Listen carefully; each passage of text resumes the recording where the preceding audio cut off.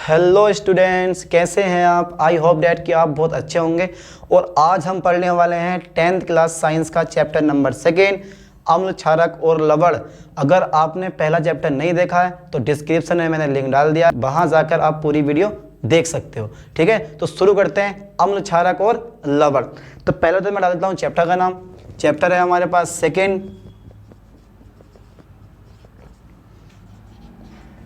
अम्ल, क्षारक तथा लवण। हो गया याद। चैप्टर का नाम क्या है? अम्ल, क्षारक तथा लवण। याद कर लो ठीक से, क्या चैप्टर का नाम? अम्ल, क्षारक तथा लवण। क्या पढ़ने वाले हैं हम? अम्ल पढ़ने वाले हैं। अब इसको इंग्लिश में बोलते हैं एसिड। क्या बोलते हैं इसको इंग्लिश में? एसिड। अब अम्ल क्या होते हैं? स्वाद में खट्टे होते हैं, सबको पता है। आपने दूध पिया है, आपने दही खाया, तो जो दही होता है वो स्वाद में खट्टा होता है। ठीक है, और दही में कौन सा एसिड होता है भाई? लैक्टिक एसिड होता है। ठीक है, जिसकी वजह से वो खट्टा होता है। और जितने भी पदार्थ आप आसपास में खाते हो वो सब स्वाद में खट्टे होते हैं और उसमें कोई ना कोई एसिड पाया जाता है। तो एसिड, पहला पॉइंट याद कर लो, एसिड स्वाद में खट्टे होते हैं। अब एसिड हम कहते किसे हैं? कि एसिड हम कहते किसे हैं? ठीक है, तो एसिड ऐसे पदार्थ होते हैं जो जलीय विलयन में H+ आयन देते हैं। जलीय विलयन में H+ आयन देते हैं। तो पहले लिखो परिभाषा। तो ऐसे पदार्थ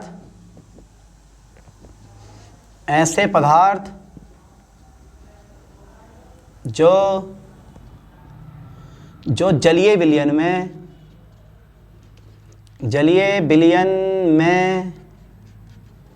H+ आयन देते हैं। H+ आयन देते हैं, अम्ल कहलाते हैं। तो भाई अम्ल स्वाद में कैसे होते हैं? अम्ल स्वाद में खट्टे होते हैं। ये लाइन लिखो, अम्ल स्वाद में खट्टे होते हैं। ठीक है, सेकंड पॉइंट आता है कि अम्ल जो होते हैं वो नीले लिटमस को लाल कर देते हैं। अगर आपने एसिड को नीले लिटमस पे डाल दिया तो क्या कर देंगे? लाल कर देते हैं। तो जो अम्ल होते हैं वो नीले लिटमस को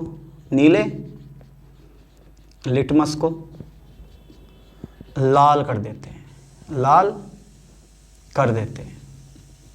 ठीक है, अम्ल जो होते हैं वो नीले लिटमस को लाल कर देते हैं। अब अपनी परिभाषा मेन ये है कि ऐसे पदार्थ जो जलीय विलयन में घुलकर H+ आयन देते हैं। क्या देते हैं? H+ आयन देते हैं। ऐसे पदार्थ जो जलीय विलयन में H+ आयन देते हैं अम्ल कहलाते हैं। अब एग्जाम्पल लूँ मैं इसका। एग्जाम्पल देखो, HCl। ठीक है, यह है मेरे पास, इसका नाम है हाइड्रोक्लोरिक अम्ल। याद कर लो ठीक से, क्या नाम है इसका? हाइड्रोक्लोरिक अम्ल। और H2SO4, इसका नाम है सल्फ्यूरिक अम्ल। क्या नाम है? सल्फ्यूरिक अम्ल। ठीक है, HNO3 नाइट्रिक अम्ल। क्या है? नाइट्रिक अम्ल। सबके सब एसिड होते हैं। क्यों एसिड होते हैं? क्योंकि सबके सब जल में घुलकर H+ आयन उत्पन्न करते हैं। सबके सब, ये भी H+ आयन देगा, ये भी क्या करेगा? H+ आयन देगा, और ये भी क्या करेगा? H+ आयन देगा। सबके सब जल में घुलकर H+ आयन देते हैं। ठीक से याद कर लो कि ऐसे पदार्थ जो जलीय विलयन में H+ आयन उत्पन्न करते हैं एसिड कहलाते हैं या अम्ल कहलाते हैं। ठीक है, अब पढ़ते हैं इसके बारे में पढ़ते हैं क्षार के बारे में। यानी कि अब आता है हमारा क्षारक। इसको इंग्लिश में बोलते हैं हम बेस। क्या बोलते हैं इसको इंग्लिश में हम? बेस। ठीक, एसिड का अपोजिट होता है भाई ऐसे पदार्थ जो जल में घुलकर OH- आयन देते हैं, क्षारक कहलाते हैं। क्षारक जो होते हैं वो स्वाद में कैसे होते हैं? बताओ सोचो। क्षारक स्वाद में कड़वे होते हैं। कैसे होते हैं? कड़वे होते हैं। तो जो क्षारक होते हैं वो लाल को क्या कर देते हैं? नीला लिटमस में चेंज कर देते हैं। यानी कि लाल लिटमस को नीले लिटमस में बदल देते हैं। तो मैं यही परिभाषा यहाँ क्षारक की लिखने वाला हूँ कि ऐसे पदार्थ जो जलीय विलयन में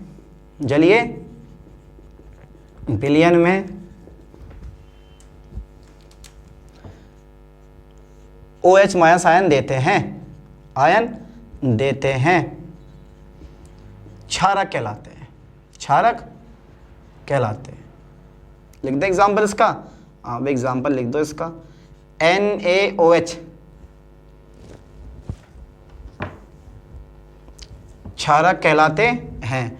ठीक है, इसके बाद नेक्स्ट पॉइंट देखते हैं इसका कि भाई जो क्षारक होते हैं स्वाद में कैसे होते हैं, बक्से कड़वे होते हैं। कैसे होते हैं, कड़वे होते हैं। जो क्षारक होते हैं स्वाद में कड़वे होते हैं। हो जाएगा यार, क्षारक स्वाद में कड़वे होते हैं। इसके बाद नेक्स्ट पॉइंट है हमारा क्षारक लाल लिटमस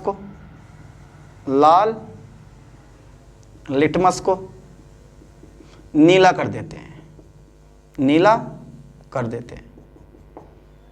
पक्का याद कर लो, क्षारक लाल लिटमस को नीला कर देते हैं, क्षारक लाल लिटमस को नीला कर देते हैं। ठीक है, हो जाएगा यहाँ तक। एग्जाम्पल अगर हम लें इसका, तो एग्जाम्पल छोटा सा एग्जाम्पल है, सोडियम हाइड्रोक्साइड, पोटेशियम हाइड्रोक्साइड, ठीक है, और मैग्नीशियम हाइड्रोक्साइड। ये सारे एग्जाम्पल किसके होते हैं, क्षारक के होते हैं।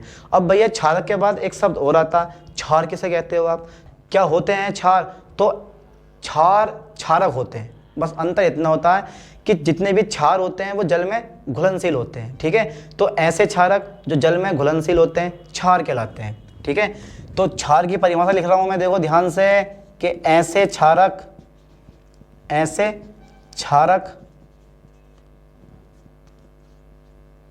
जो जल में कैसे होते हैं, जो जल में घुलनशील होते हैं, घुलनशील होते हैं, क्षार कहलाते हैं, क्षार कहलाते हैं। बोलो हुआ याद, समझ में आया इतना क्लियर, कि ऐसे क्षारक जो जल में घुलनशील होते हैं क्षार कहलाते हैं। तो क्षार का एग्जांपल मैं लिख दे रहा हूं यहां पर, जितने भी ये है सोडियम हाइड्रोक्साइड, क्या नाम है इसका, नाम बड़े जरूरी हैं, फॉर्मूला याद करो और उसका नाम याद करो। ठीक है, सोडियम हाइड्रोक्साइड।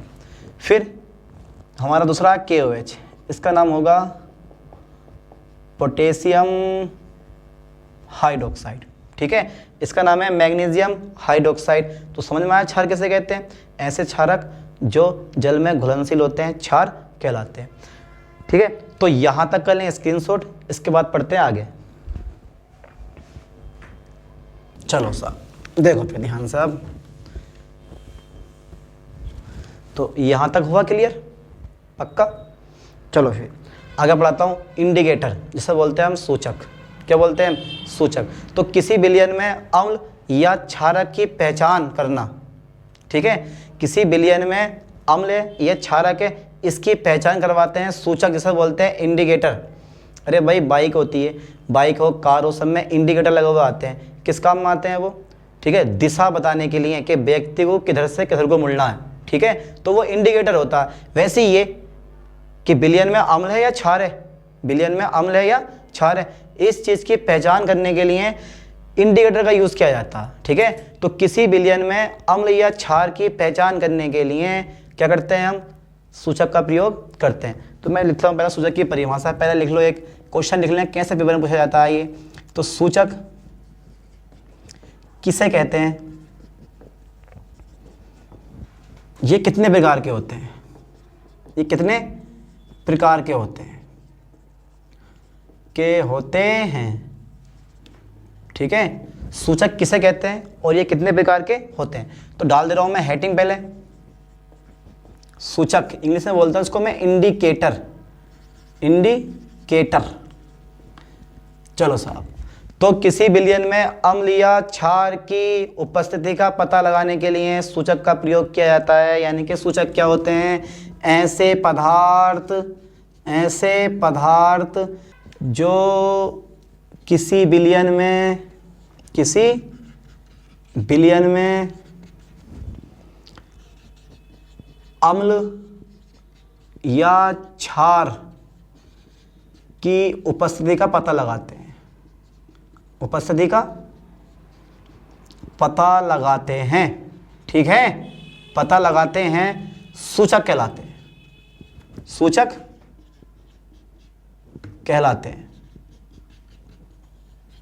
ठीक है, ऐसे पदार्थ जो किसी विलयन में अम्ल या क्षार की उपस्थिति का पता लगाते हैं सूचक कहलाते हैं। ठीक है, अब सूचक भाई निम्न प्रकार के होते हैं, डाल देता हूं मैं हेडिंग सूचक के प्रकार। सूचक के प्रकार, सूचक के प्रकार। तो सूचक भाई निम्न प्रकार का होता है। कुल मिलाकर बात यह है कि सूचक 3 प्रकार का होता है, 3 प्रकार के होते हैं।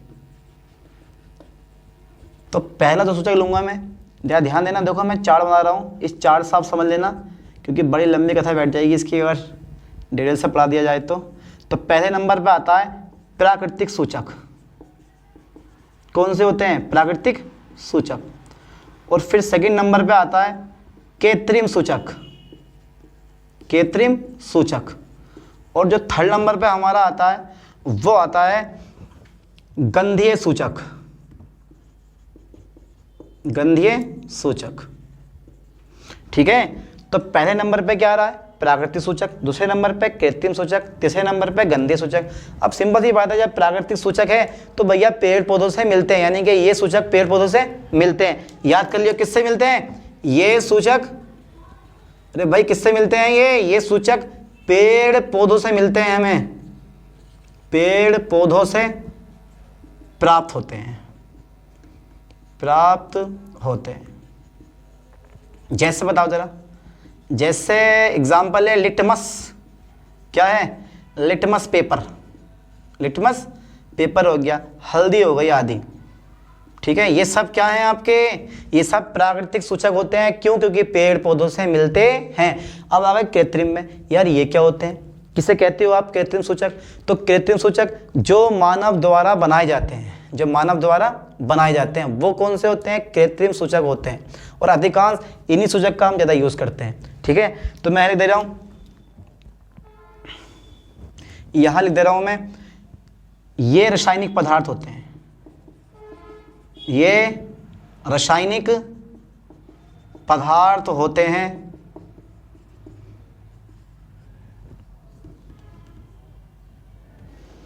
ये रासायनिक पदार्थ होते हैं जैसे मैथिल ऑरेंज, मैथिल, जैसे मैथिल ऑरेंज। ठीक है, जैसे मैथिल ऑरेंज। और सेकंड नंबर इसका फिनोल्फेथिलीन। क्या नाम है? फिनोल्फेथिलीन। ठीक है, याद कर लोगे। पहला कौन सा? मैथिल ऑरेंज। कौन सा है? मैथिल ऑरेंज। दूसरा कौन सा? फिनोल्फेथिलीन। ये दोनों के दोनों रासायनिक पदार्थ होते हैं जो मानव द्वारा निर्मित होते हैं, जो मानव द्वारा निर्मित होते हैं। गंधीय सूचक, इनकी जो गंध होती है, इनकी गंध अम्लीय या क्षारीय माध्यम में, या क्षारीय माध्यम में बदल जाती है, बदल जाती है। ठीक है, गंधीय सूचक किसे कहते हैं हम? इनकी गंध अम्लीय या क्षारीय माध्यम में बदल जाती है। जैसे प्याज, जैसे प्याज, कोमा, लौंग आदि। और भी बहुत सारे हैं। ये लौंग का तेल डाल दे रहा हूं मैं, लौंग का तेल। ठीक है, तो इनकी गंध जो होती है वो अम्लीय या क्षारीय माध्यम में बदल जाती है। ठीक है, जैसे प्याज हो गया और लौंग का तेल आदि हो गया हमारा। ठीक है, इसके बाद जो है पढ़ते हैं हम अम्ल और क्षार के रासायनिक गुण। क्या पढ़ते हैं? अम्ल और क्षार के रासायनिक गुण। तो यहां तक पहले आप स्क्रीनशॉट लें, इसके बाद पढ़ाते हैं अम्ल और क्षार के रासायनिक गुण।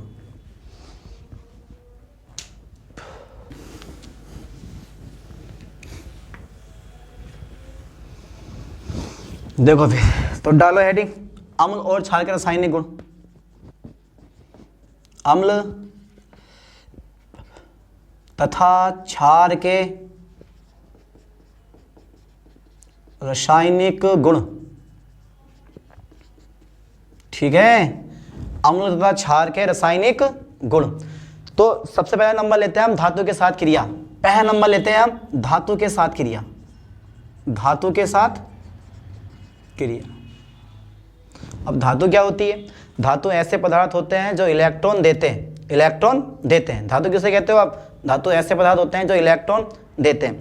तो दोनों के दोनों, जरा ध्यान देना, देखो मैं लिख दे रहा हूं यहां पे धातु के साथ रिएक्शन कैसे करेंगे ये।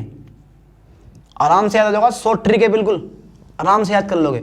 धातु यहाँ क्रिया करेगा अम्ल और यहाँ क्रिया करेगा अपना क्षारक यानी कि क्षार, यहाँ क्रिया करेगा अम्ल और यहाँ क्रिया करेगा क्षार।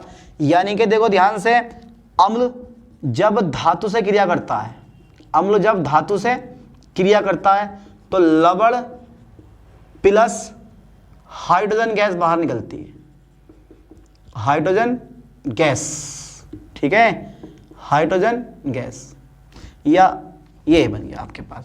यानी कि जब अम्ल जो होते हैं वो धातु से क्रिया करते हैं, यानी कि अम्ल धातु से क्रिया करते हैं तो हाइड्रोजन गैस बाहर निकलती है। बहुत ही मोस्ट क्वेश्चन है, ठीक है, 1 नंबर में पूछ लिया जाता कि जब अम्ल धातु के साथ क्रिया करते हैं तो कौन सी गैस बाहर निकलती है, बताओ जरा, कौन सी गैस बाहर निकलती है, हाइड्रोजन गैस बाहर निकलती है। तो जब अम्ल जो होते हैं वो धातु के साथ क्रिया करते हैं तो हाइड्रोजन गैस बाहर निकलती है। सेम इसी टाइप से अगर कोई क्षार ले लिया आपने, मैंने ले लिया यहाँ पे क्षार और प्लस क्रिया के साथ करते हैं, ये क्षार क्रिया करते हैं धातु के साथ, तो यहाँ भी क्या बनते हैं, लवण और प्लस यहाँ से भी हाइड्रोजन गैस बाहर निकलती है, ठीक है। दोनों के दोनों, चाहे अम्ल या क्षार हो, जब धातु से क्रिया करेंगे तो हमेशा याद कर लियो लवण प्लस हाइड्रोजन गैस बाहर निकलती है। चलो एग्जाम्पल समझते हैं। जिंक क्या लेता हूँ मैं यहाँ, धातु जिंक, और जो अम्ल है, अम्ल लेता हूँ मैं HCl, क्या लेता हूँ HCl, तो यहाँ बनता है लवण बनता है जिंक क्लोराइड और प्लस यहाँ से हाइड्रोजन गैस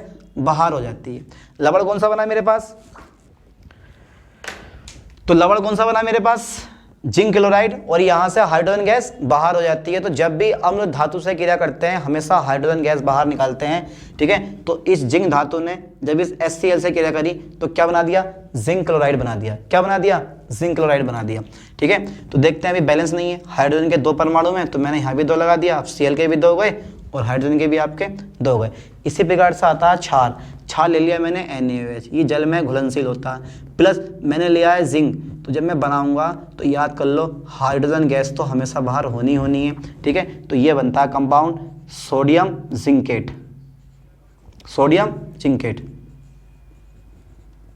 क्या नाम है इसका, सोडियम जिंकेट, और ये है जिंक, क्या है ये, जिंक, और यह है सोडियम हाइड्रोक्साइड। यानी कि जब क्षार धातु से क्रिया करते हैं तो लवण प्लस हाइड्रोजन गैस बाहर निकलती है, याद कर लो ठीक से इसको, ठीक है। क्या बना, सोडियम जिंकेट, पर रिएक्शन अभी बैलेंस नहीं है। इधर सोडियम के कितने परमाणु दिखाई दे रहे हैं आपको, 2, कितने परमाणु में, 2, तो मैंने यहाँ भी क्या कर दिया, 2 लगा दिया, ठीक है।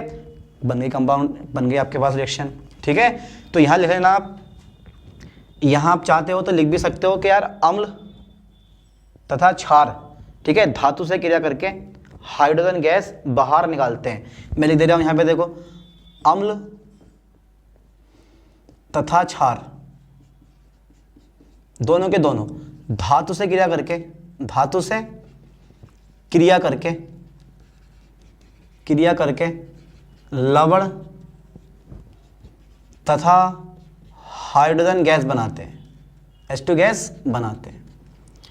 अब देखो सेकंड नंबर पर आती है मेरे पास रिएक्शन, इसी चीज की सेकंड रिएक्शन आती है सोडियम कार्बोनेट के साथ क्रिया या फिर धातु कार्बोनेट के साथ क्रिया। ये आपका हेडिंग है, धातु कार्बोनेट के साथ क्रिया, धातु कार्बोनेट के साथ क्रिया। चलो मैं करता हूं। अब जो ये मेरे पास धातु कार्बोनेट है, मैं कोई भी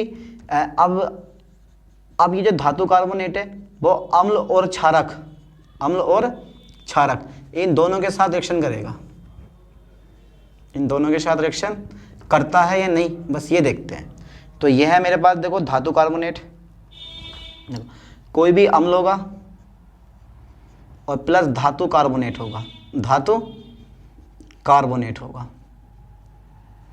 ठीक है, बराबर बनागा लवण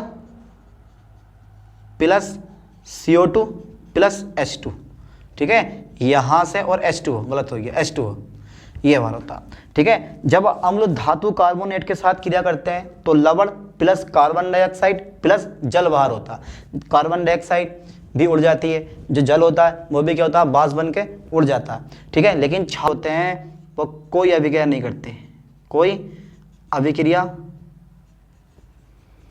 अभिक्रिया नहीं होती है, नहीं होती है, ठीक है, कोई अभिक्रिया नहीं होती है। यानी कि अगर मैं एग्जाम्पल तौर पे लिखूं तो देखो ध्यान देना, यहाँ भी मैं ले रहा हूँ, कोई भी एसिड ले लिया मैंने, चलो मैं लेता हूँ HCl, ठीक है, और मैं लिया धातु कार्बोनेट लिया है मैंने, सोडियम कार्बोनेट, क्या लिया है, सोडियम कार्बोनेट। तो भाई जब HCl इस धातु कार्बोनेट से क्रिया करेगा तो कार्बन डाइऑक्साइड तो बाहर होना है और H2O भी क्या होगा, हमारा बाहर होगा। कितने H हैं इधर, 2 H हैं, चलो साहब मैंने 2 H लगा दिए यहाँ पे। अब देखो 2 Na है, 2 Cl है, तो यहाँ से 2 NaCl बाहर, 2 NaCl बाहर, यानी कि नमक बाहर हो जाता है। ये क्या, सोडियम क्लोराइड यानी कि नमक। देखो जब भी किसी कार्बोनेट यानी कि जब एसिड जो होते हैं वो कार्बोनेट के साथ क्रिया करते हैं, ठीक है, ध्यान देना, तो कार्बन डाइऑक्साइड गैस बाहर हो जाती है, CO2 यहाँ से बाहर हो गई, एक ऑक्सीजन रह गया हमारा, एक ऑक्सीजन बचा यहाँ तो 2 H आएंगे, H2O हमारा बाहर हो गया, रह गया 2 Na और 2 Cl, ये बन गया मेरे पास नमक। और जहाँ भी आपको NaCl मिले, ध्यान देना नमक आपको बाहर कर देना है। तो इस तरह से जो आपके पास अम्ल होते हैं वो धातु कार्बोनेट के साथ क्रिया कर लेते हैं। इसके बाद एक थर्ड रिएक्शन और आती है, और वो आती है आपकी थर्ड नंबर का आता है धातु वाई कार्बोनेट से क्रिया, धातु वाई कार्बोनेट से अभिक्रिया,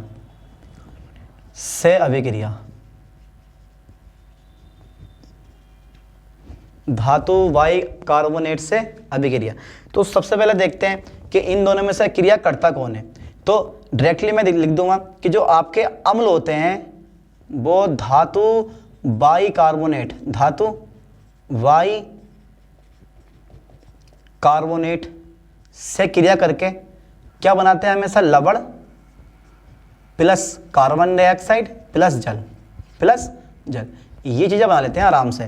तो मैं एग्जांपल दे रहा हूँ तुम्हें, मेरे पास अम्ल मान लो कोई भी HCl मान लिया मैंने, और धातु Y carbonate sodium hydrogen carbonate, क्या नाम है इसका, सोडियम हाइड्रोजन कार्बोनेट, या बोलोगे आप सोडियम वाई कार्बोनेट, क्या नाम है इसका, सोडियम हाइड्रोजन कार्बोनेट या सोडियम वाई कार्बोनेट, क्या है, सोडियम वाई कार्बोनेट। अब देखो ध्यान से, ये वाला H, ये वाला H मिलके भाई H2O हमारे बाहर हो गए, ठीक है, ये वाला Na, ये वाला Na, ये भी हमारा NaCl हो गया, बचा क्या, क्योंकि O पहली बार हो चुका है साथ में, ये वाला H, ये वाला H, एक हो, बच गया CO2, ठीक है। अगर आप क्षार की बात करोगे तो क्षार जो होते हैं वो धातु वाई कार्बोनेट से, धातु वाई कार्बोनेट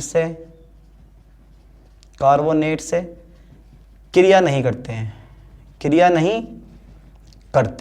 चलो इसका नाम दे रहा हूँ मैं, इसका नाम तो है ही नमक, इसका नाम क्या है, नमक, और यह है कार्बन डाइऑक्साइड। CO2 का नाम क्या है, कार्बन डाइऑक्साइड, याद कर लो क्या नाम है, कार्बन डाइऑक्साइड। H2O क्या, जल है, और CO2 क्या, कार्बन डाइऑक्साइड, क्या है, कार्बन डाइऑक्साइड, और इसका नाम क्या है, NaHCO3 का, इसका नाम है सोडियम हाइड्रोजन कार्बोनेट या सोडियम वाई कार्बोनेट। तो यहां पर आपने देखा कि अम्ल, ठीक है, धातु कार्बोनेट से क्रिया करते हैं, लेकिन क्षार धातु कार्बोनेट से क्रिया नहीं करता। फिर यहाँ पे देखा आपने भाई अम्ल जो होते हैं वो धातु वाई कार्बोनेट से क्रिया करते हैं, लेकिन क्षार धातु वाई कार्बोनेट से कोई क्रिया नहीं करता है, ठीक है। इसके बाद एक मोस्टली रिएक्शन आती है जो पेपर में हर साल पूछी जाती है, और वो है उदासीनीकरण अभिक्रिया। क्या है, उदासीनीकरण अभिक्रिया, रट लो, पक्का आती है हर साल पेपर में। ये क्या नाम दूं मैं इसको, 4th नंबर है हमारा उदासीनीकरण अभिक्रिया, उदासीनीकरण अभिक्रिया।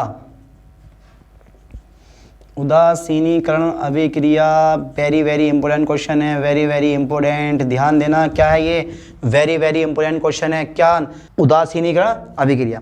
तो कुछ नहीं करना होता, देखो छोटी सी रिएक्शन है भाई, मैंने एक जगह लगाया अम्ल, ठीक है, प्लस क्षार, जब आपस में क्रिया करते हैं तो लवण प्लस जल बनता है,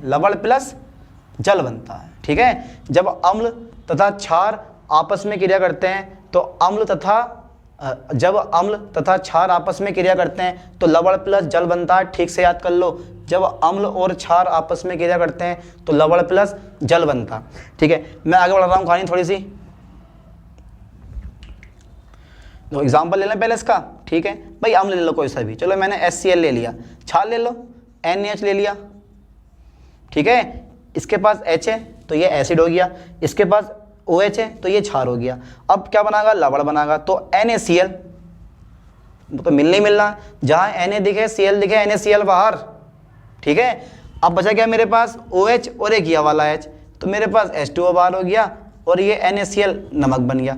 और ये नमक क्या होता है आपके पास, NaCl होता क्या है, NaCl पता ही है तुम्हें क्या होता है, सोडियम क्लोराइड यानी कि नमक। क्या होता है सोडियम क्लोराइड, नमक बोलते हैं इसको। तो बन गया नमक आपका। तो जब अम्ल तथा क्षार आपस में क्रिया करते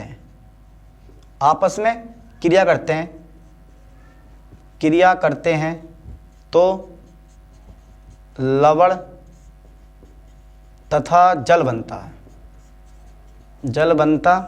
है। इस अभिक्रिया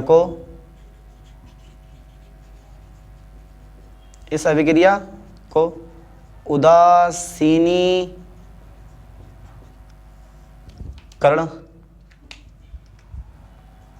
अभिक्रिया कहते हैं।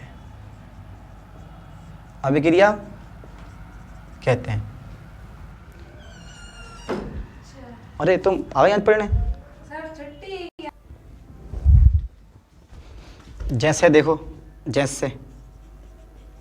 ठीक है। तो अम्ल प्लस क्षार आपस में क्रिया करते हैं तो लवण प्लस जल बनता है, ठीक है। ये इसका आ गया हमारा एग्जाम्पल, ठीक है। तो यहाँ तक कर लें स्क्रीनशॉट, इसके बाद देखते हैं फिर तुमने। तो अब हमारा टॉपिक है पीएच मान। तो देखो पीएच मान होता क्या, तो सबसे पहले डाल रहा हूं मैं हेडिंग, पीएच मान क्या है मेरे पास, पीएच मान। यहाँ देखो जो पी का मतलब होता है वो होता है पोटेंज। क्या होता है, पोटेंज। और पोटेंज का मतलब होता है शक्ति।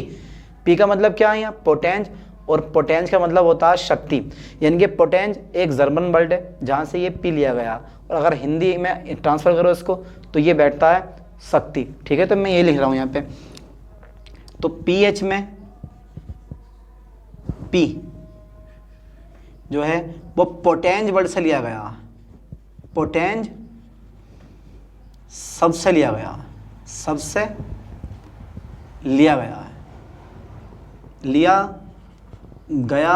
है। यह एक जर्मन वर्ड है। ये क्या यह एक जर्मन शब्द है, ठीक है, जिसका अर्थ है शक्ति। क्या है, शक्ति, ठीक है। तो पीएच में जो पी होता है वो पोटेंज वर्ड से लिया जाता है। पोटेंज वर्ड एक जर्मन वर्ड है, यानी कि पोटेंज एक जर्मन शब्द है जिसका अर्थ है शक्ति। अगर पीएच की फुल फॉर्म देखोगे तो ये होता है पावर ऑफ हाइड्रोजन या पोटेंशियल ऑफ हाइड्रोजन। तो कई फॉर्म आ जाती हैं इसकी, पहला पावर ऑफ हाइड्रोजन या पोटेंशियल ऑफ हाइड्रोजन, ठीक है। तो पीएच मान होता क्या है वो चेक कर लो। देखो पीएच का जो फॉर्मूला होता है वो होता है minus log 10H+ ion, log 10H+ ion. तो पीएच होता क्या है, तो ये होता है देखो हाइड्रोजन आयन की सांद्रता। अगर आपने हाइड्रोजन को इस डिब्बे में बंद कर दिया है, बड़े कोष्ठक में बंद कर दिया, तो ये हो जाता है हाइड्रोजन आयन की सांद्रता। तो ये क्या है, H+ आयन की सांद्रता, ठीक है। हाइड्रोजन आयन की सांद्रता के ऋणात्मक लघु गुणक को, ठीक है, परिभाषा है इसकी, जरा ध्यान देना। हाइड्रोजन आयन की सांद्रता, हाइड्रोजन आयन की सांद्रता के ऋणात्मक लघु गुणक को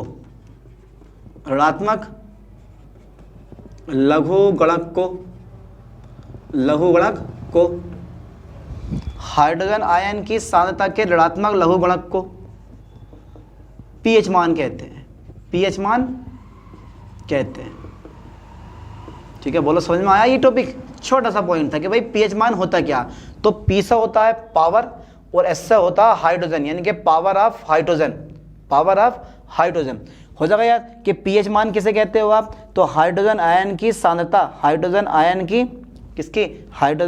की सांद्रता के ऋणात्मक लघु गुणक को पीएच मान कहते हैं। हाइड्रोजन आयन की सांद्रता के ऋणात्मक लघु गुणक को पीएच मान कहते हैं। बोलो कर लोगे याद, हो जाएगा याद, इजी है ज़्यादा। चलो आगे बढ़ते हैं, पढ़ते हैं पीएच स्केल। क्या होती है पीएच स्केल? पीएच पैमाना, पीएच पैमाना इंग्लिश में बोला जाता है इसको पीएच स्केल, पीएच स्केल। ध्यान देना इस पे, ये क्या होता है तो याद कर लो कि पीएच स्केल जो होती है वो हाइड्रोजन आयन की सांद्रता को दर्शाती है। क्या होती है? यानी कि हाइड्रोजन आयन की सांद्रता को दर्शाती है। मैं लिख रहा हूँ उसकी परिभाषा छोटी सी कि तो किसी विलयन में किसी विलयन में H+ आयन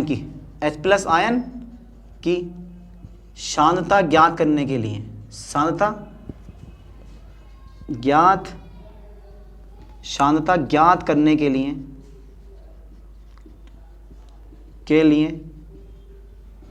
एक स्केल प्रस्तुत की, जिसे हम क्या बोलते हैं? जिसे पीएच स्केल कहते हैं, जिसे पीएच स्केल कहते हैं। ठीक है, तो किसी विलयन में, ध्यान देना, किसी विलयन में H+ आयन की सांद्रता ज्ञात करने के लिए एक स्केल प्रस्तुत की, जिसे हम क्या बोलते हैं? पीएच स्केल कहते हैं। कंप्लीट हो जाएगा यार। अब अगर देखो पीएच का जो मान है वो 7 के बराबर है तो विलयन होता है उदासीन। कैसे होता है? उदासीन। पीएच का मान अगर 7 के बराबर है तो विलयन होता है उदासीन। अगर पीएच का मान 7 से छोटा है, 7 से छोटा, जैसे कि 1 2 3 4 5 और कहाँ तक? 6 तक, तो विलयन कैसा होगा? अम्लीय होगा। कैसा होगा? अम्लीय होगा। और अगर पीएच का मान 7 से बड़ा है, पीएच का मान 7 से अधिक है, तो विलयन कैसा होगा भाई? क्षारीय होगा। कैसा होगा? क्षारीय होगा। याद कर लो, विलयन कैसा होगा? क्षारीय होगा। अगर पीएच का मान 7 के बराबर है तो विलयन उदासीन होगा। अगर पीएच का मान 7 से अधिक है तो विलयन कैसा होगा? क्षारीय होगा। अधिक का मतलब जैसे 8 9 10 11 12 13 और लास्ट ले लिया मैंने 14 था। ठीक है, चलो स्केल बनाते हैं, देखते हैं स्केल कैसे बनती है। ये देखो, सबसे पहले मैंने बनाया, यहाँ जो है 0 डाल दो क्योंकि 0 पर विलयन उदासीन हो जाता है। इसके आगे देखो 0 यहाँ पे डाल दो, गलत हो गया यार। देखो बनाता हूँ मैं स्केल। ठीक है, ध्यान देना ज़रा, बना दिया मैंने स्केल। तो सबसे पहले डालता हूँ मैं 7, इसके आगे 6, इसके आगे 7 के आगे 8 9 10 11 12 फिर 13 और फिर एक ये 14, फिर इधर को 6 5 4 3 2 1 और फिर लास्ट में हमारा कितना आता है? 0। ठीक है, तो ध्यान देना, जब मैं इस 7 से इधर को चलूँगा तो H+ आयन की सांद्रता घटेगी, H+ आयन की सांद्रता में कमी, और जब आप इस 7 से चलोगे इधर को तो H+ आयन की सांद्रता में वृद्धि। देखो यहाँ पे देखो 7 पे, पॉइंट 7 पे देखो विलयन उदासीन है। अगर आप पॉइंट 7 की बात करोगे तो विलयन कैसा आपके पास? उदासीन है। अगर आप 7 के बाद चलते हो 8 9 10 11 12 13 14 तक, ठीक है, तो H+ आयन की सांद्रता घटती रहती है। जब H+ आयन की सांद्रता घटेगी तो भैया क्षारीय गुण लगातार बढ़ता है, यानी कि यहाँ 9 10 11 12 13 14 तो लगातार विलयन की क्षारकता बढ़ती जा रही है, यानी कि विलयन अधिक क्षारीय होता जा रहा है। क्यों? क्योंकि H+ आयन की सांद्रता घटती जा रही है। इधर देखो आप, इधर को H+ आयन की सांद्रता बढ़ रही है, यानी कि अम्लीय गुण बढ़ रहा है। अगर मैं यहाँ बात करूँगा तो यहाँ होता है क्षारकता का बढ़ता क्रम, और अगर इधर को बात करोगे तो ये होता है अम्लीयता का बढ़ता क्रम। अगर मैं अब आपसे क्वेश्चन पता करता हूँ कि मुझे बताओ भाई, एक विलयन मेरे पास A है, एक विलयन मेरे पास B है, इस विलयन का pH मान 4 है, इस विलयन का pH मान 2 है, ठीक है, तो दोनों में से कौन सा अधिक अम्लीय होगा? खैर pH का मान 7 से कम है, pH का मान 7 से कम है तो दोनों विलयन उदासीन, pH का मान 7 से कम है तो दोनों विलयन अम्लीय होंगे, लेकिन अम्लीय ज़्यादा कौन सा होगा, ये वाला ज़्यादा होगा या ये वाला ज़्यादा होगा, बताना ज़रा। जिसका पीएच मान कम होगा वो ज़्यादा अम्लीय होगा भाई, क्योंकि 7 से इधर को अम्लीयता का बढ़ता क्रम है, अम्लीयता का बढ़ता क्रम है। जब चलोगे आप इधर से इधर को तो अम्लीय गुण लगातार बढ़ेगा। मतलब अगर पीएच मान, जिसका पीएच मान कम होगा वो ज़्यादा अम्लीय होगा, और जिसका पीएच मान ज़्यादा होगा वो कम अम्लीय होगा। अगर आप इन दोनों विलयन की बात करोगे ए और बी की, तो बी जो विलयन है वो अधिक अम्लीय है और जो विलयन ए है वो कम अम्लीय है। ठीक है, तो जितना पीएच मान कम करोगे वो ज़्यादा अम्लीय हो जाएगा। ठीक है, इधर जितना पीएच मान बढ़ाओगे वो ज़्यादा क्षारीय हो जाएगा। ठीक है, तो ये स्केल थी। ठीक है, कौन सी वाली, पीएच पैमाना। समझिए जिसको समझ में आया, चलो यहाँ तक कर लो स्क्रीनशॉट, फिर पढ़ाते हैं आगे। ठीक है, देखो ज़रा आगे।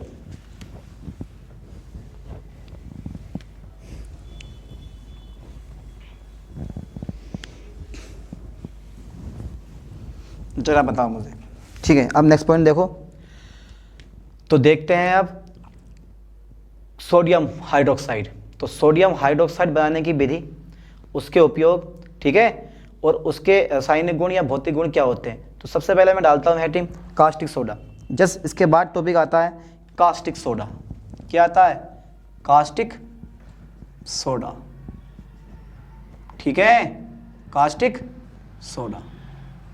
देखो जरा ध्यान से देखना क्वेश्चन को, इंपोर्टेंट क्वेश्चन है, पेपर में आता है काफ़ी बार।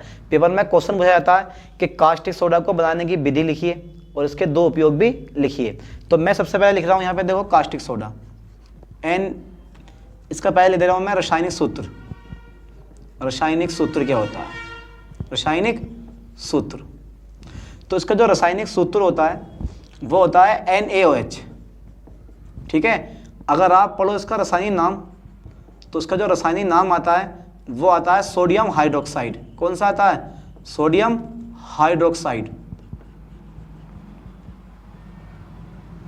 ठीक है, अगर मैं रासायनिक सूत्र देखूं तो सोडियम हाइड्रोक्साइड किसका, कास्टिक सोडे का रासायनिक सूत्र क्या है, सोडियम हाइड्रोक्साइड। तो देखो तो NaOH क्या होता है, NaOH।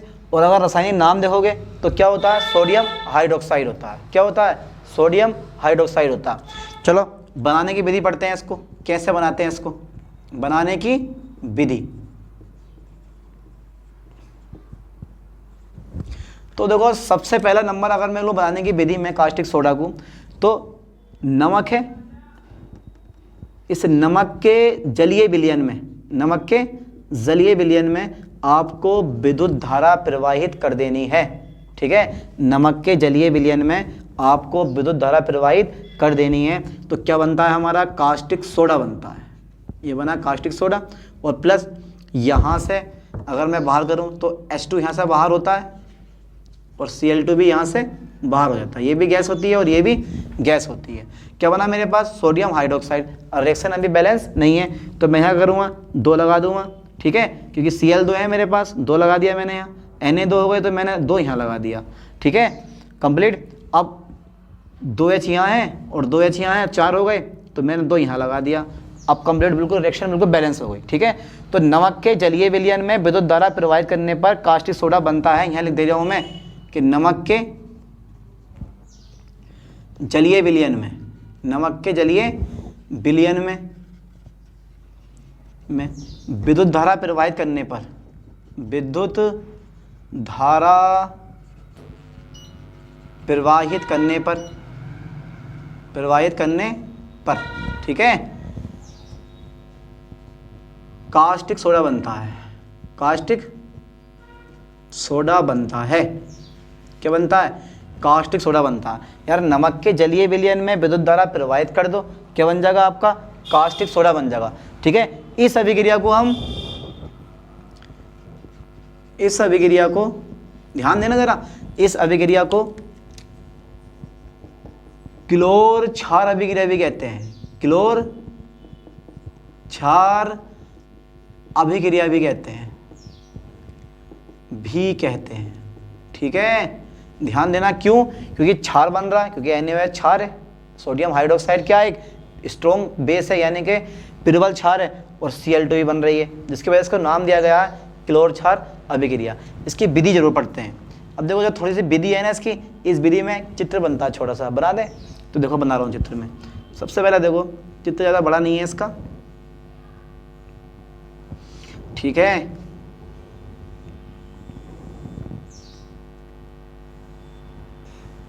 देखो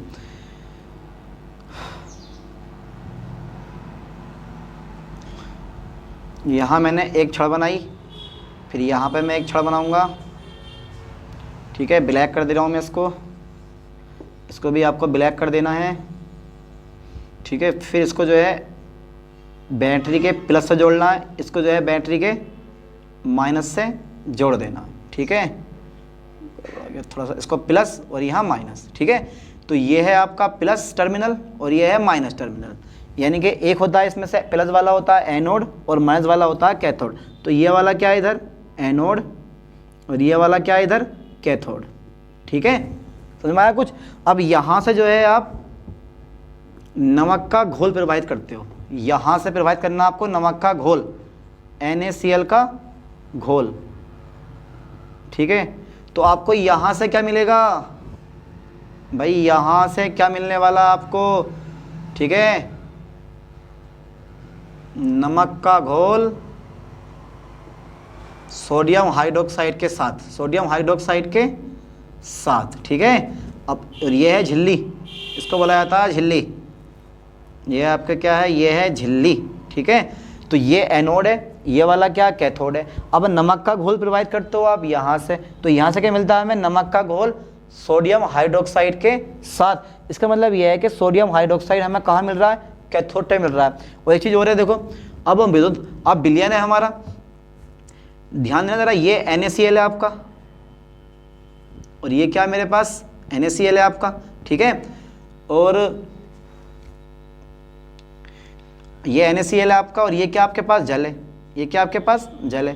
तो दोनों में जब विद्युत धारा प्रवाहित करी तो दोनों के दोनों आयनों में टूट जाते हैं, Na पे प्लस और Cl पे माइनस, वैसे ही जल आ गया H प्लस और OH माइनस आयन, ठीक है। अब देखो दोनों प्लस प्लस वाले जो होते हैं, प्लस प्लस वाले दोनों के दोनों ये जाते हैं एनोड की, ये जाते हैं कैथोड की ओर को, किधर को जाते हैं, ये कैथोड की ओर को। और जो दोनों माइनस माइनस वाले होते हैं ये हमेशा उल्टा चलते हैं, किधर को, माइनस की ओर को चलते हैं ये, ठीक है। ध्यान देना, प्लस माइनस को आकर्षित करता है और जो माइनस होता है वो प्लस को, कहने का मतलब यह है कि प्लस इस माइनस को आकर्षित करते करेगा और जो तुम्हारे पास माइनस है वो इस प्लस को आकर्षित करेगा, क्योंकि विपरीत आवेशों के बीच आकर्षण बल लगता है, यानी कि प्लस माइनस एक दूसरे को खींचते हैं। क्या करते हैं, खींचते हैं, प्लस माइनस एक दूसरे को आपस में खींचते हैं, ठीक है। यहाँ जो गैस मिलेगी मुझे, देखो Cl2 आ रही है, तो यहाँ से जो है Cl2 मिलेगा और यहाँ से क्या मिलेगा आपको, Cl माइनस आयन मिलेगा। यहाँ से क्या मिलेगा आपको, H2 मिलेगा, ठीक है। दोनों की दोनों गैसें होती हैं, बाहर हो जाती हैं। तो ये चित्र बन गया आपके पापास, समझ में आया थोड़ा बहुत चित्र, ठीक है। देखो plus plus plus plus cathode की ओर जाते हैं, क्यों जाते हैं, क्योंकि भैया प्लस और माइनस के बीच में आकर्षण बल लगता है, यानी कि माइनस खींचता है प्लस को और प्लस खींचता है माइनस को। समझ में आया, बोले यहाँ तक क्लियर हुआ। अब देखो, अब विधि में अगर मैं विधि की बात करूँ आपको, तो ये बताइए मुझे कि एनोड पर क्या मिला, इस एनोड पर हमें क्या मिल रहा है, Cl2 मिल रही है भाई। कैथोड पे क्या मिल रहा है हमें, जरा ध्यान से देखो, कैथोड पे क्या मिल रहा है हमें, H2 मिल रही है, तथा और क्या मिल रहा है, सोडियम हाइड्रोक्साइड मिल रहा है। क्या मिल रहा है हमें, सोडियम हाइड्रोक्साइड भी हमें कैथोड पर प्राप्त हो रहा है, ठीक है। मैं लिख दूंगा यहाँ पे, यानी कि कैथोड पर सोडियम हाइड्रोक्साइड प्राप्त होता है, प्राप्त होता है। कहाँ पर, कैथोड पर सोडियम हाइड्रोक्साइड प्राप्त होता है। अब देखते हैं कास्टिक सोडा के उपयोग, क्या देखते हैं, कास्टिक सोडा के उपयोग पढ़ लेते हैं एक बार, ठीक है। तो कास्टिक सोडा के उपयोग तो लिखवा रहा हूं, देखो पहला नंबर, सबसे पहला नंबर, धातुओं से ग्रीस हटाने में, धातुओं से ग्रीस हटाने में, धातुओं से ग्रीस हटाने में। दूसरा नंबर भाई कागज उद्योग में, कागज उद्योग में। तीसरा नंबर साबुन उद्योग में, बहुत बड़ा यूज होता है साबुन उद्योग में। तीनों के तीनों यूज मैंने इसके करवा दिए। पेपर में पूछा जाता है कास्टिक सोडा क्या है, बनाने की विधि और इसके दो उपयोग लिखिए, तो मैंने तीन उपयोग लिखा दिए। पहला धातुओं से ग्रीस हटाने में, दूसरा कागज उद्योग में, और तीसरा जो है वो साबुन उद्योग में। तो यहाँ तक का लें स्क्रीनशॉट और उसके बाद देखते हैं।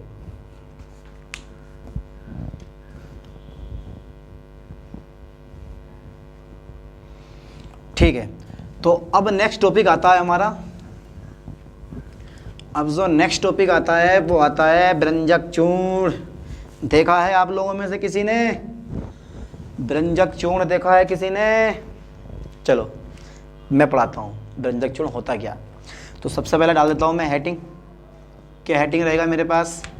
व्यंजक चूर्ण। ध्यान देना इस लाइन पे, क्या हेडिंग है हमारा? व्यंजक चूर्ण। क्या है हेडिंग? व्यंजक चूर्ण। ठीक है, अब अगर तुम देखोगे भाई इसका रासायनिक सूत्र, रासायनिक सूत्र, तो जो रासायनिक सूत्र होता है वो होता है कैल्शियम ऑक्सीक्लोराइड। क्या होता है? CaOCl2। क्या होता है? CaOCl2। यानी कि व्यंजक चूर्ण का रासायनिक सूत्र क्या होता है? CaOCl2। और दूसरा देखो इसका जो रासायनिक नाम होता है, रासायनिक नाम जो होता है इसका वो होता है कैल्शियम ऑक्सीक्लोराइड।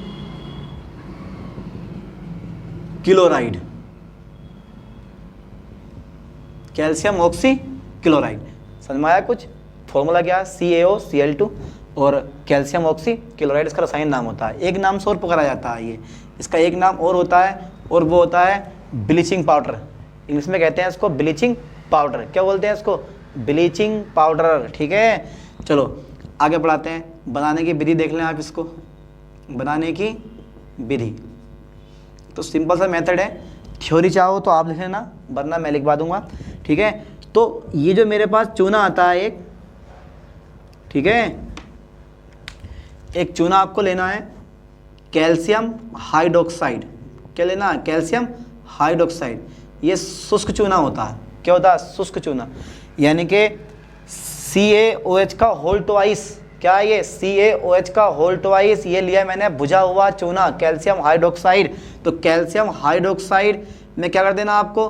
क्लोरीन गैस प्रवाहित कर देनी है। क्या कर देना है? क्लोरीन गैस प्रवाहित कर देनी है। यानी कि कैल्शियम हाइड्रोक्साइड क्लोरीन गैस के साथ क्रिया करके क्या बनाता है? CaOCl2 प्लस यहाँ से HCl बाहर हो जाएगा, यानी कि H2O हमारा बाहर हो जाता है। ठीक है, क्या बन गया मेरे पास? व्यंजक चूर्ण CaOCl2। देखो अगर इसको बनाओ ना तो ऐसा बनाया जाता है, ये CaOH और CaOH, क्योंकि भाई OH के दो अणु लिए हैं मैंने, तो यहाँ से ये वाला अणु H2O जो होगा मेरा बाहर हो जाएगा, खाली क्या जाएगा मेरे पास? CaO और Cl2। लो CaO और Cl2। ठीक है, तो कैल्शियम हाइड्रोक्साइड को याद कर लियो ठीक से। कैल्शियम हाइड्रोक्साइड Cl2 के साथ क्रिया करके ठीक है व्यंजक चूर्ण बनाता है। व्यंजक चूर्ण बनाता है। बोलो हो जाएगा याद? कैल्शियम हाइड्रोक्साइड Cl2 के साथ क्रिया करके व्यंजक चूर्ण बनाता है। फॉर्मूला याद कर लो क्या होता है? व्यंजक चूर्ण का फॉर्मूला क्या होता है? कैल्शियम ऑक्सीक्लोराइड यानी कि CaOCl2। क्या होता है? CaOCl2। बनाने की विधि कैल्शियम हाइड्रोक्साइड Cl2 के साथ क्रिया करके व्यंजक चूर्ण बनाता है। उपयोग देख लेते हैं इसके। ज़्यादा लंबी कथा नहीं, बस जितना है पेपर में, जितना पेपर में पूछा जाता है उसी के हिसाब से करवा रहा हूँ। सब मोस्ट टॉपिक है, उपयोग देख लेना है इसका। तो इसका जो उपयोग होता है वो होता है वस्त्र उद्योग में।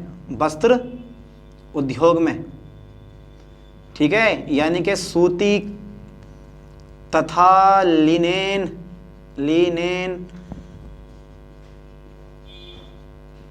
पदार्थों के व्यंजक के रूप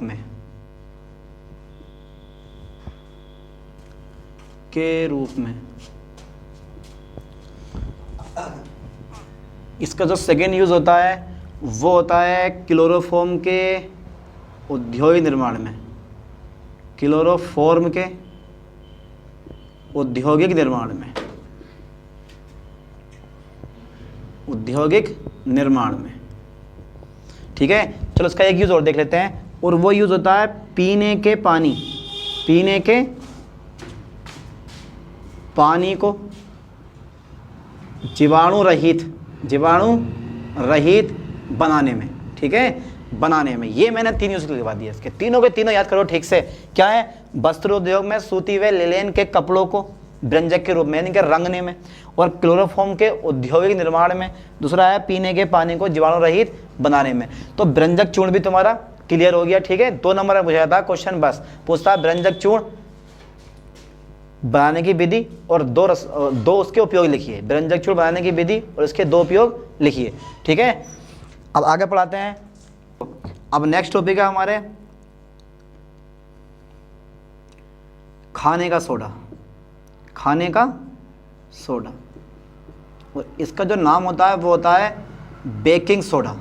ठीक है, क्या बोलते हैं इसको हम? Baking soda. एक वेरी इंपॉर्टेंट टॉपिक है, ठीक से पढ़ के जाना। खाने का सोडा यानी कि बेकिंग सोडा। चलो देखते हैं इसका रासायनिक नाम क्या होगा। पहले पढ़ें इसका रासायनिक सूत्र। रासायनिक सूत्र ये होता है सोडियम हाइड्रोजन कार्बोनेट। अगर पढ़ोगे आप इसका रासायनिक नाम, तो जो इसका रासायनिक नाम आता है वो आता है आपका sodium by carbonate, sodium by carbonate. इसका एक नाम और आता है, या बोल सकते हो उसको आप sodium hydrogen carbonate, sodium hydrogen carbonate. ठीक है, तो एक तो याद करो तुम रासायनिक सूत्र क्या है? Sodium hydrogen carbonate, NaHCO3। क्या नाम है इसका? NaHCO3 यानी कि सोडियम हाइड्रोजन कार्बोनेट। क्या नाम है इसका? रासायनिक सूत्र क्या है इसका? Sodium hydrogen carbonate. क्या है? Sodium hydrogen carbonate. और रासायनिक नाम क्या है इसका? सोडियम बाइकार्बोनेट या सोडियम हाइड्रोजन कार्बोनेट। चलो बनाने की विधि पढ़ लेते हैं इसको एक बार। तो पढ़ रहा हूँ मैं बनाने की विधि, बनाने की विधि देखते हैं इसको। तो नेक्स्ट पॉइंट है मेरे पास, देखो बनाओ। तो नमक का लेना है आपको जलीय विलयन, और इस नमक के जलीय विलयन में आपको, ठीक है, ammonia plus carbon dioxide gas प्रवाहित कर देनी है। यानी कि नमक के जलीय विलयन में ammonia plus carbon dioxide gas प्रवाहित कर देनी है। तो पहला तो जो अपना मेन कंपाउंड है ये वाला, क्या नाम है इसका? Sodium hydrogen carbonate. क्या नाम है? Sodium hydrogen carbonate. क्या कर देना है? बना देना है, और प्लस यहाँ से NH4Cl बाहर कर देना। ठीक है, तो नमक के जलीय विलयन में आप लिख सकते हो थ्योरी इसकी, नमक के जलीय विलयन में अमोनिया तथा कार्बन डाइऑक्साइड गैस प्रवाहित करने पर सोडियम हाइड्रोजन कार्बोनेट यानी कि बेकिंग सोडा बनता है। ठीक है, नमक के जलीय विलयन में अमोनिया तथा कार्बन डाइऑक्साइड गैस प्रवाहित करने पर बेकिंग सोडा बनता है। आप आसानी से लिख सकते हो। ठीक है, चलो एक चीज़ और है, देखो बेकिंग सोडा को गर्म करने पर, बेकिंग सोडा को गर्म करने पर निम्नलिखित अभिक्रिया होती है, निम्नलिखित अभिक्रिया होती है, अभिक्रिया होती है। ठीक है, बेकिंग सोडा को गर्म करने पर निम्नलिखित अभिक्रिया होती है। क्या होती है? तो जैसे ही आप बेकिंग सोडा को गर्म करते हो, बेकिंग सोडा को क्या करते हो आप? हीट करते हो, तो ध्यान देना क्या बनता है? सोडियम कार्बोनेट, और प्लस यहाँ से जल बाहर, और भैया कार्बन डाइऑक्साइड गैस तो बाहर होनी है। ठीक है, ध्यान देना इस चीज़ पे, कार्बन डाइऑक्साइड गैस तो बाहर होनी है। यानी कि जब आप सोडियम हाइड्रोजन कार्बोनेट यानी कि बेकिंग सोडा को क्या करते हो? हीट करते हो, गर्म करते हो, तो सोडियम कार्बोनेट बनता है, जल और कार्बन डाइऑक्साइड गैस बाहर हो जाती है। जब भी किसी कार्बोनेट को गर्म करते हो तो कार्बन डाइऑक्साइड गैस वहाँ से बाहर होती है। यहाँ देखो N के कितने अणु हैं, यहाँ देखो N के कितने परमाणु में? 2 हैं, तो मैंने यहाँ 2 लगा दिया। रिएक्शन बिल्कुल बैलेंस हो गई आपकी। ठीक है, रिएक्शन अब बिल्कुल बैलेंस हो गई। देखते हैं अभी 2H है तो 2H आ गए मेरे पास, 3 दूनी 6 O है, तो 2 और 1 3, 3 3 6, पूरी कंप्लीट रिएक्शन बैलेंस हो गई। चलो उपयोग भी देख लेते हैं, इसका उपयोग कहाँ कहाँ होता है। तो सबसे पहला जो उपयोग है इसका खाने के सोडे का, वो होता है बेकिंग पाउडर बनाने में, बेकिंग पाउडर बनाने में, ठीक है, बनाने में। और ये बेकिंग पाउडर होता क्या है कि भाई बेकिंग सोडा पकड़ो, आप बेकिंग सोडा पकड़ो और plus tartaric acid, tartaric acid होता है, ये टार्टेरिक अम्ल होता है, ठीक है। तो बेकिंग सोडा क्या होता है, तो आपने अगर आप बेकिंग पाउडर बनाने में, अब देखिए बेकिंग पाउडर होता है, ये क्या होता है, बेकिंग सोडा प्लस टार्टेरिक अम्ल, ठीक है। अब इसका जो सेकेंड यूज होता है कि इसका उपयोग जो होता है, ठीक है, इसका उपयोग जो पाव रोटी आती है या जो केक आता है, केक में किया जाता है, में किया जाता है, जिससे उसमें खमीर उठ जाता है, जिससे उसमें खमीर उठ जाता है, उठ जाता है तथा वह मुलायम तथा स्पंजी हो जाता है, तथा स्पंजी हो जाता है, ठीक है। तो सबसे बड़ा यूज़, तो इसका यूज़ कहाँ करते हैं हम, पाव रोटी या केक के निर्माण में किया जाता है। जितने भी केक देखा होंगे आपने स्पंजी होते हैं, ठीक है, छोटे छोटे होल टाइप के मिलेंगे आपको, ठीक है, वो सब स्पंजी होते हैं और मुलायम हो जाता है। तो ये टॉपिक यहीं तक, ठीक है, यहाँ तक का स्क्रीनशॉट लो, इसके बाद में नया टॉपिक शुरू करते हैं।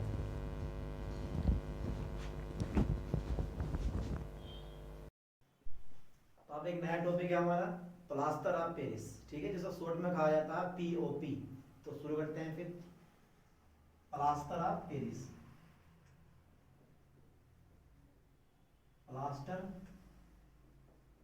ऑफ पेरिस, शॉर्ट में क्या बोलते हैं इसको, POP। क्या बोलते हैं इसको, POP, यानी कि प्लास्टर ऑफ पेरिस। तो पहले देखते हैं इसका रासायनिक सूत्र क्या होता है। तो इसका रासायनिक सूत्र होता है कैल्शियम सल्फेट और हेमीहाइड्रेट। क्या होता है, CaSO4 डॉट हाफ H2O।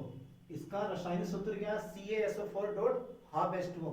अगर इसके रासायनिक नाम की बात करो आप, तो इसका रासायनिक नाम होता है कैल्शियम सल्फेट